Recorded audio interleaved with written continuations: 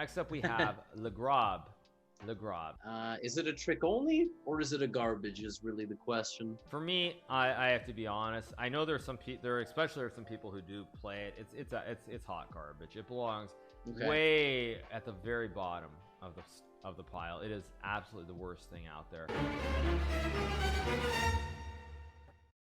Hey, what's up, YouTube? This is Akash. So, a lot of times when I am streaming on Twitch, I've been playing chess my entire life, but people always ask me the question, who's the strongest player you've ever beaten in your life? And as you can probably gather from the title of this video, I did one time beat Hikaru Nakamura with the Grob.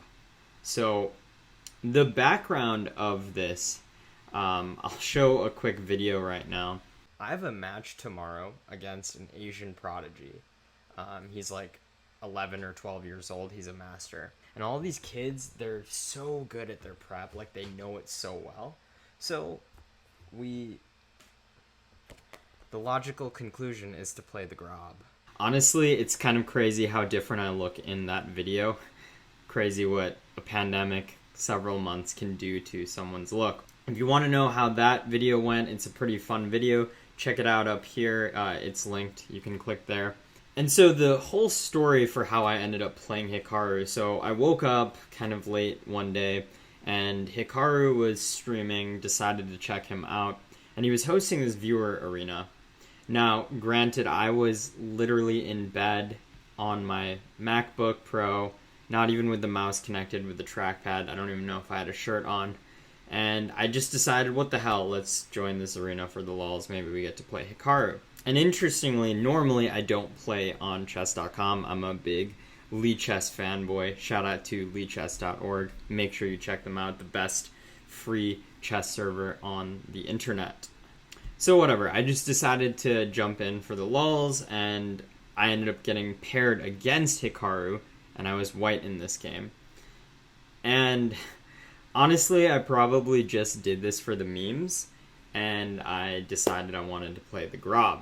So let's just jump into what happened. We start with g4, the Grob. Very unconventional move, but whatever. d5, bishop g2, c6. So there's a line with bishop takes g4, c4, and it gets a little bit dicey here. Of course, Hikaru being Hikaru already knows all of this stuff, so he decides to play c6. h3, e5, c4, takes. He decides to accept the challenge, grab the pawn on c4, knight c3, knight e7, queen a4. Trying to put some pressure on the queen side here, maybe drum up a little bit of nuisance for my world-class opponent. Knight g6, queen takes c4, so I do regain the pawn here. Bishop e6, queen a4. I've made a lot of moves with my queen, but honestly, if you're playing the Grob, you're not really playing for perfectionism, you're just playing for fun. Knight d7, d3, knight h4, so a very good move from Hikaru, really asking what is the bishop doing here, especially with the pawn moving to g4. This h4 square is very weak, so a nice move from Hikaru. Bishop f1, bishop e7, bishop e3. Not the most natural square to develop the bishop, but I wanted to potentially contest the c5 square. Knight b6, queen c2, knight d5, bishop d2, I have to go back. Castle, knight e4, knight b4, queen c3. There aren't that many great squares to put the queen, but I figured I wanted to still fight for the center. This e5 pawn could potentially be mine, but as you can see, the engine's not too happy here. f6, just being very secure, very conservative. a3, knight d5, queen c2. A lot of queen moves for white, and as you can just see here, black has a massive lead in development, so Hikaru is doing extremely well. King h8, knight c5, bishop c5, queen c5. So when you're down on development, it's usually very useful to exchange pieces, because then the lead in development for your opponent isn't quite as noticeable. So that's kind of why I played knight c5. And also, if black doesn't do anything. Let's say black plays queen c8. I'm totally happy to grab this e6 bishop. This e6 bishop is probably even better than the dark squared bishop here because the pawns are already on dark squares. So bishop c5, queen c5, knight b6, queen c2, bishop d5, once again asking why the hell are you playing the Grob? So I go rook h2, not many very good options here. a5, e4, bishop g8, f4, takes, knight g6, bishop e3, knight d7, knight f3, knight e5, takes, castle queenside. So the position is still better for black. Black has a very strong light squared bishop. My king isn't so safe here, not to mention that my pieces aren't really doing too much. Maybe you could say that the queen and the rook are talking to each other, but it's definitely Hikaru that's for choice in this position. a4, queen c3. Have to watch out for the bishop b3 threat, which would be a skewer on the queen and the rook. Queen c3, bishop b3. He goes there anyways. Rook e1, knight h4. So throughout this entire game so far, Hikaru's had complete initiative, and he's just doing what Hikaru does, beating someone that's slightly weaker. Slightly is probably an under-exaggeration there. Bishop b2. Knight f3, I'm not too sure about this move. Knight f3 does give me the option to take the knight for the bishop, and while I do get rid of my bishop pair, I'm not totally upset with that because my pawns are on light squares, so it's really my light squared bishop that is the weaker of the two.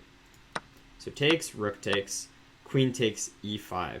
You know, when you're playing a world-class opponent, you kind of have to go in, and the engine isn't super happy with this move either, but I figured I saw some idea where I'm holding my position, not to mention that I have a little bit of counterplay now. So I thought that this was a decent practical try. And queen takes d3, bishop d4 is what I saw here, and there's no mate threat right now. It does look really scary for white, but my rook on h2 is actually very useful on the second rank because it covers the critical c2 square. So rook f7, rook d2. I just wanted to ask Hikaru where his queen's going and offer this pawn sacrifice. So queen takes h3, and now I'm starting to feel pretty good here because I've been definitely against the wall for the entirety of the game. However, now my queen is active, my bishop is active, Hikaru's grabbed this pawn on h3, and now I might be able to do something with the rooks. So rook h2, queen takes g4. I love how chess.com gives us a brilliant, I'm not really sure why, but queen takes g4 anyways. And I play rook h1, and if you look at white's position, all of the pieces are involved in the attack right now against the enemy king. And let's say Hikaru does something like h6. Well, this is a complete blunder because rook takes h6. Can't take the rook because the queen is pinning the pawn against the king. So king g8 here, and then rook h8 would be checkmate. So there are some serious considerations to be made here. And given that this is a 3+0 game, it's, not the easiest position to respond to in a blitz game online. The engine gives, I believe, queen g6 here, where there's still an even game, gives just 0.00 as its evaluation. And I'm not too sure what I would have done here. I would have probably considered rook takes h7, queen takes h7. I'll just show it. Rook h7, queen h7, rook h7, king h7. And I think it's probably a draw, but it's not necessarily the type of position I want to get against the speed demon that Nakamura is. Not to mention I'm on a trackpad, not on my mouse, so he's going to be able to flag me very easily in this position. So this is actually the very critical moment where Hikaru blunders and plays queen f4. But this is blundering a queen outright. And I only have 26 seconds in this position. He has 38 seconds in this position. I play queen takes f4, grabbing the queen, because if rook takes f4 here, then I have a forced mate. Rook takes h7, king g8, rook takes g7, king f8, rook h8, checkmate. Pretty nice. So Hikaru sees this instantly after I grab it, and I grab it pretty quickly because I'd already seen what I would do after queen takes f4. So queen f4, he plays king g8, and instead of moving the queen, I thought this was pretty swaggy. I go rook takes h7, same line. If rook takes f4, rook takes g7, king f8, rook h8. We have that same ladders mate checkmate pattern. So rook h7, king f8, and here I'm kind of freaking out because I'm like, holy shit, I might actually win this game, but I'm on a trackpad and Hikaru's ridiculously fast. So I start to just make a lot of very quick moves, trying to exchange pieces as quickly as I can, simplify the game as much as possible, and the rest of it is pretty simple, but pretty sweet. Queen c5, and then there's absolutely no way for Hikaru to get out of this b6 checkmate, b5, queen b6 checkmate. So yeah, that was the game. So just for the lulz, I decided I had the recording. Let's see what Hikaru's reaction is in the critical moments leading up to the finish. I'm eating a salad of beets and carrots, some cucumbers, and some lettuce.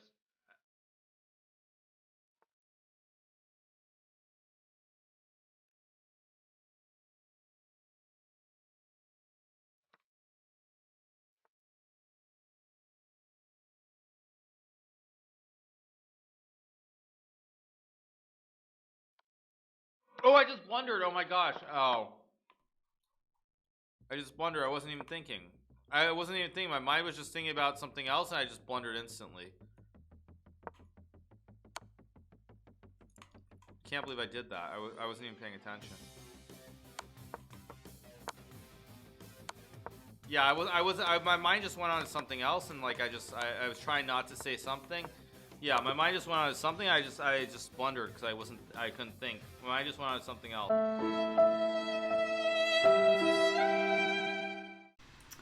And that was how I beat Hikaru Nakamura with the Grob. If you liked that video, I do have a Twitch channel. Check me out, twitch.tv/Akash. That's AAKAASH.